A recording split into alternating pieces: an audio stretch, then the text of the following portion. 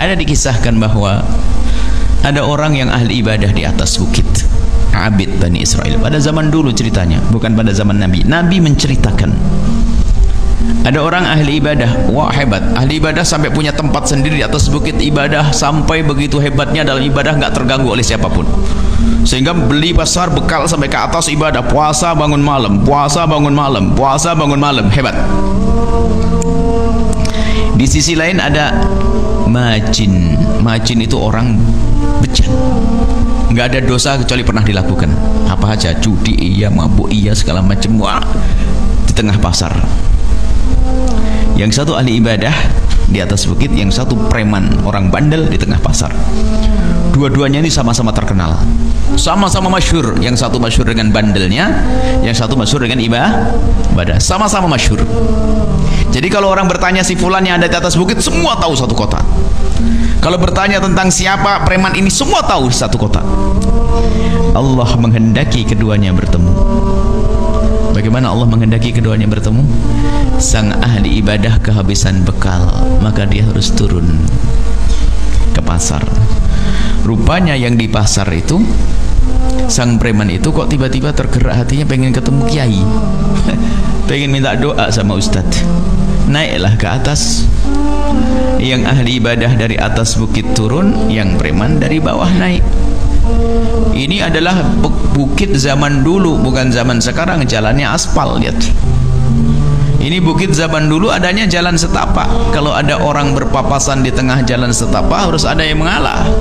Kalau tidak ada yang mengalah, tidak akan bisa melanjutkan perjalanan, akan tabrakan. Rupanya di saat sang preman bandel tersebut melihat ada kiai yang dicarinya ada di hadapan matanya, terkaget dia, kaget, kagum dan cinta. Ia tidak bisa berucap sepatah kata. Ia terduduk di jalan setapak. Dia tidak bisa berucap sepatah kata. Yang bisa ia lakukan adalah memberi isyarat dengan tangannya, yang artinya silahkan kiai, silahkan ustaz. Sampai sang kiai di saat dipersilakan, dia melewati saja hingga sang kiai hilang dari pandangan matanya, tapi tidak hilang hormat dari hatinya.